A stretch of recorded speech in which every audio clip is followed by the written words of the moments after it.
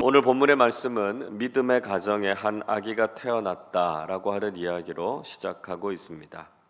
1절을 보십시오.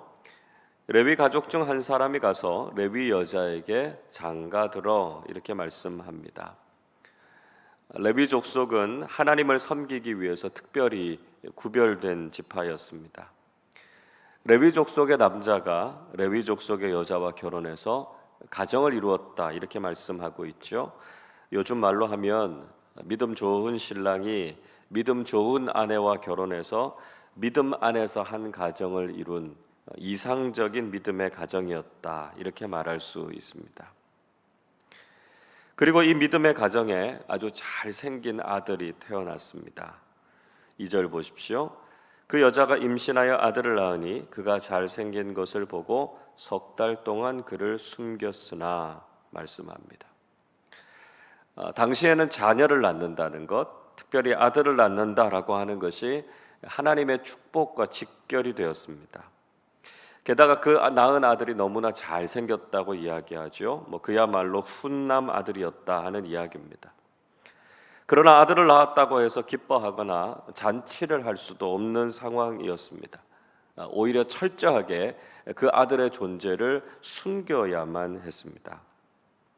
이미 우리가 앞에서 살펴본 것처럼 히브리인들이 번성하는 것을 보고 애굽 왕인 바로와 이집트 사람들이 위협을 느꼈죠.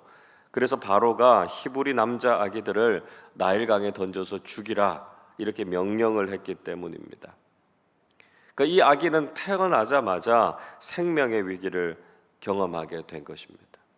그의 인생의 첫 출발이 위기와 함께 시작했다 하는 것을 알 수 있죠. 이 가정은 지극히 정상적이고 건강한 믿음의 가정이었습니다. 그런데 이런 가정에도 위기가 찾아왔다라고 하는 것이죠.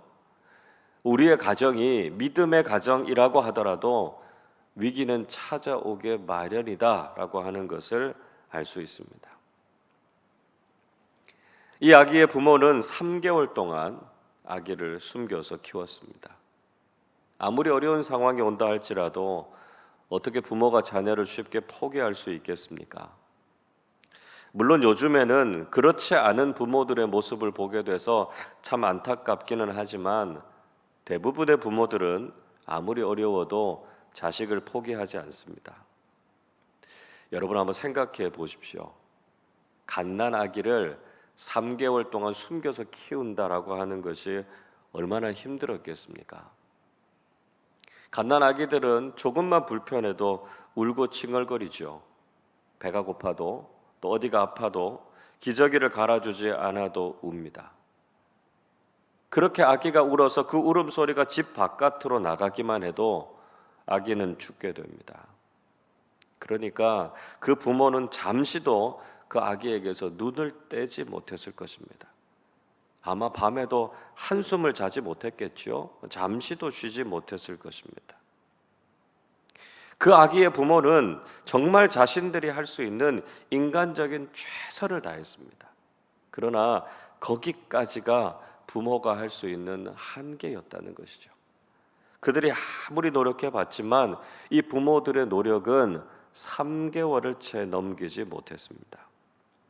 그래서 어떻게 합니까? 3절 보십시오. 더 숨길 수 없게 되매 그를 위하여 갈대 상자를 가져다가 역청과 나무 진을 칠하고 아기를 거기 담아 나일강가 갈대 사이에 두고 이야기하죠. 더 이상은 이 아기를 숨겨서 키울 수 없었습니다. 그래서 그 아기의 부모는 갈대 상자 하나를 준비해서 그 상자에 아기를 담고 나일강에 띄워 보냈습니다. 자신의 한계를 깨달은 것이죠. 그리고 더 큰 존재, 즉 하나님께 자신의 아들을 맡긴 것이었습니다. 성경은 이것이 그를 위한 것이었다, 그를 위한 최선이었다 이렇게 말씀하고 있습니다. 더 이상 인간적으로는 아무것도 할 수 없는 한계를 만나게 됐을 때 하나님께 모든 것을 맡기는 것이 최선이다라고 하는 것을 깨닫게 된다라고 하는 것이죠. 우리도 인생의 위기 앞에서 나름대로 최선을 다해보지만 늘 우리는 한계를 경험하게 됩니다. 위기 속에서 한계를 느끼고 있는 우리가 할 수 있는 최선의 선택이 무엇입니까? 그것은 우리의 인생길을 하나님께 맡기는 것이죠. 내가 그 문제를 붙잡고 있는 것이 아니라 기도함으로 하나님께 떠내려 보내는 것입니다. 하나님께서 책임져 주시고 선한 길로 인도해 주실 것을 믿고 맡겨야 된다라고 하는 것이죠. 여러분, 지금 우리가 붙잡고 있는 내 인생의 문제는 무엇입니까? 그것이 자녀의 문제, 경제적인 문제, 구원의 문제, 관계의 문제, 또 자녀의 문제, 건강의 문제일 수 있습니다. 그 문제들 내 힘으로 풀려고 해도 내 힘으로는 다 풀 수 없습니다. 우리가 해야 될 일은 무엇입니까? 우리는 믿음이라고 하는 갈대 상자 속에 그 문제를 담아서 나일강에 띄워보내야 된다는 것이죠. 하나님께 그 문제를 맡겨야 된다는 것입니다. 믿음의 강물 위로 우리의 문제를 맡겨 떠나보낼 때 하나님께서 그 문제를 해결해 주실 것을 믿어야 된다라고 하는 것이죠. 우리의 삶에 많은 문제들이 있지만 그 문제를 하나님께 맡기고 기도할 때 하나님께서 우리의 인생의 문제를 해결해 주실 줄로 믿습니다. 아들을 갈대 상자에 담아서 떠나보내고 난 이후에 무슨 일을 경험하게 됩니까? 4절 보시죠. 그의 누이가 어떻게 되는지를 알려고 멀리 섰더니 이렇게 이야기합니다. 그 아기의 누나는 떠나보낸 갈대 상자가 어떻게 되는가 지켜보고 있었습니다. 하나님께 모든 것을 맡기고 앞으로 일이 어떻게 될 것인가 라고 하는 것을 믿음의 눈으로 바라보았다는 것이죠. 여러분, 우리가 하나님께 맡겼다고 해서 우리가 아무것도 하지 않아도 된다는 이야기가 아닙니다. 우리가 하나님께 맡겼다면 이제는 믿음으로 행동하는 사람들이 되어야 한다는 것이죠. 하나님께서 하실 일들은 분명히 하나님께서 하시겠지만 우리도 믿음의 사람답게 살아야 된다는 것입니다. 믿음으로 우리가 해야 할 일들을 성실하게 해 나가야 한다는 것이죠. 믿음의 눈을 열고 하나님께서 무슨 일을 할 것인가 기대하는 마음을 가지고 바라보아야 한다는 것입니다. 그렇게 믿음의 눈으로 바라볼 때 무슨 일이 일어났습니까? 5절 보십시오.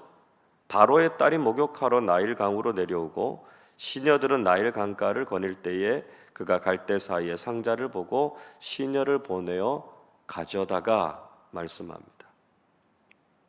마침 나일강에 바로의 딸이 목욕을 하러 나왔습니다. 그리고 그 상자를 발견하게 되죠. 만약에 다른 사람이 이 상자를 발견했다면 그 아기를 지킬 수 있었을까요? 아마 그럴 수 없었을 것입니다. 그런데 바로의 딸이라고 하는 최고의 권력을 가지고 있었기 때문에 그녀의 보호 아래에서 이 아기가 살아남을 수 있는 가능성이 생긴 것이죠. 하나님께서 또 한 번 인큐베이터를 준비하신 것입니다. 이 아기를 보호하고 성장하기 위해서 바로의 딸이라고 하는 인큐베이터를 사용하신 것이죠. 6절은 이렇게 말씀합니다. 열고 그 아기를 보니 아기가 우는지라 그가 그를 불쌍히 여겨 이르되 이는 히브리 사람의 아기로다. 바구리를 여니까요 아기가 울었습니다. 그 아기를 바라볼 때 이 공주의 마음에 불쌍히 여기는 마음이 생긴 것이죠.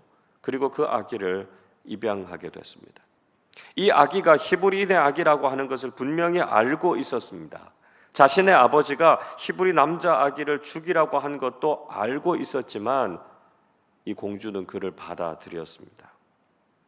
이것을 통해서 우리가 알게 되는 것이 뭐죠? 하나님께서는 상황과 환경만 주관하시는 것이 아니라 사람의 마음도 주관하고 움직이신다는 거죠. 사람의 마음도 바꾸시는 분이 하나님이시다 하는 것을 알게 됩니다. 자, 그런데 또 한 번 이해하기 힘든 일이 일어났습니다.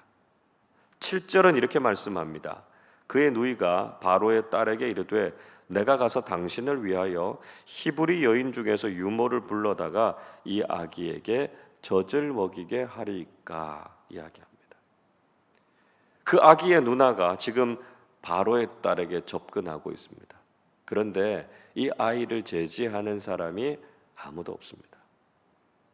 공주의 주변에 시녀들이 있었다면 다른 낯선 사람이 공주에게 접근하지 못하도록 막았어야 했을 것입니다. 그런데 히브리인 아이가 공주에게 아무런 제지도 없이 다가갈 수 있었다라고 하는 건 사실 일어날 수도 없는 일이죠.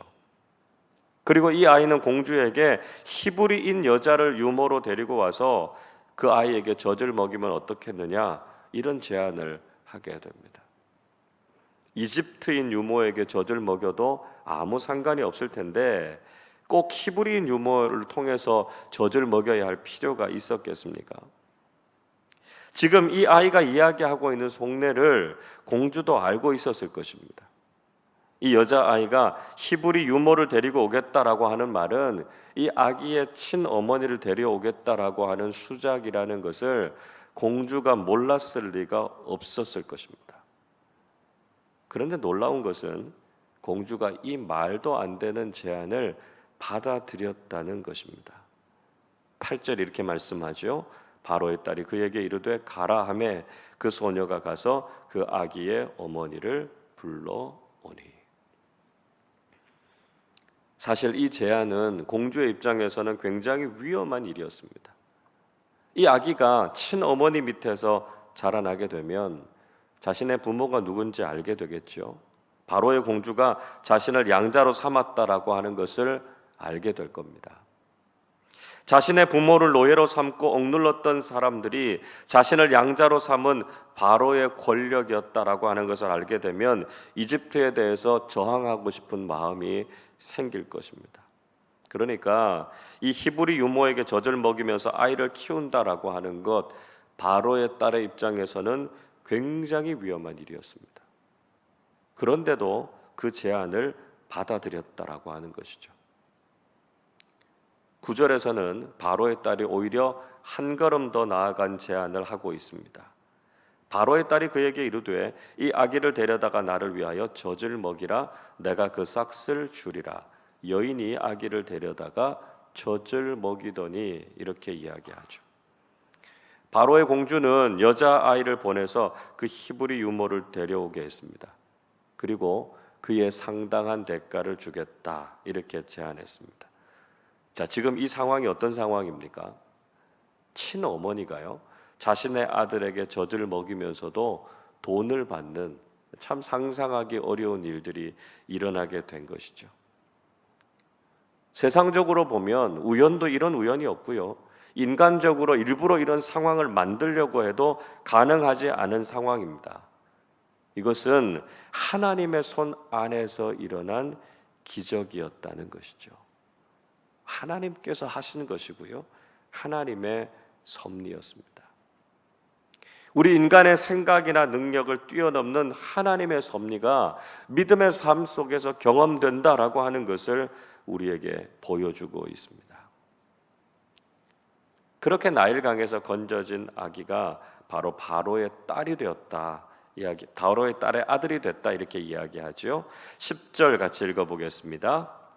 그 아기가 자라매 바로의 딸에게로 데려가니 그가 그의 아들이 되니라. 그가 그의 이름을 모세라 하여 이르되 이는 내가 그를 물에서 건져내었음이라 하였더라. 바로의 딸의 아들이 된 이 아기의 이름이 우리가 잘 알고 있는 모세입니다. 모세라고 하는 이름의 뜻, 그를 물에서 건져냈다라고 하는 의미죠. 모세라고 하는 이름은 고유 명사이기도 하지만 일반 명사이기도 합니다. 모세는 3400년 전에 살았던 특정한 한 사람의 이름만이 아니라 지금 이 자리에 있는 우리 모두의 이름이 모세일 수 있다는 것이죠. 왜 그렇습니까? 우리도 죄와 사망으로 인해서 죽음의 위기 가운데 있었고요, 죽음의 강에 내던져졌던 존재였지만 예수 그리스도의 십자가의 은혜로 구원함을 받고 건짐을 받았다는 것입니다. 우리 각자가 구원을 받은 과정이 다 다르지만 우리 모두는 이런 놀라운 하나님의 섭리 안에서 영원한 생명을 얻게 됐다는 것이죠. 지금 구원받고 하나님 앞에 서 있는 우리의 이름이 모세라는 것입니다. 여러분, 우리가 이 시대의 모세로 하나님께서 우리에게 이 놀라운 구원의 은혜를 베풀어 주셨음에 감사하고 그 구원의 은혜를 기억하고 그 은혜에 합당한 믿음의 삶을 살아가는 우리 모두가 되시기를 주님의 이름으로 축원합니다. 기도하겠습니다. 우리를 죄와 사망의 깊은 강에서 건져주시고 영원한 생명을 허락해 주신 하나님의 은혜에 감사를 드립니다. 모세의 가정처럼 우리 믿음의 가정에도 문제가 있고 모세의 인생처럼 우리에게도 삶의 위기가 있지만 모든 것을 하나님께 믿고 맡기고 기도할 때 하나님의 놀라운 섭리와 인도하심으로 저희들을 지키시고 보호해 주시옵소서. 우리에게 풍성한 구원의 은혜를 베풀어 주시고 이 시대의 모세로 살아가게 하심을 감사드립니다. 구원의 은혜에 합당한 믿음의 삶을 살게 하시고 모세처럼 부르심의 소명에 충성을 다하는 우리 모두가 되게 하여 주옵소서. 감사드리며 우리 주님 예수 그리스도의 이름으로 기도하옵나이다. 아멘.